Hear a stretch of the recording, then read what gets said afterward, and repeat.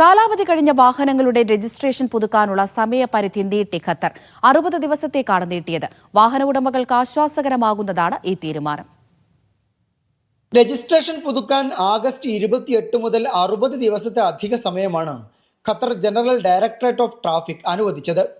നേരത്തെ ജൂലൈ 27 പുറത്തിറക്കിയ ഉത്തരവ് പ്രകാരം വാഹന ഉടമകൾ 30 ദിവസത്തിനകം രജിസ്ട്രേഷൻ പുതുക്കണമെന്നായിരുന്നു നിർദ്ദേശിച്ചിരുന്നത്.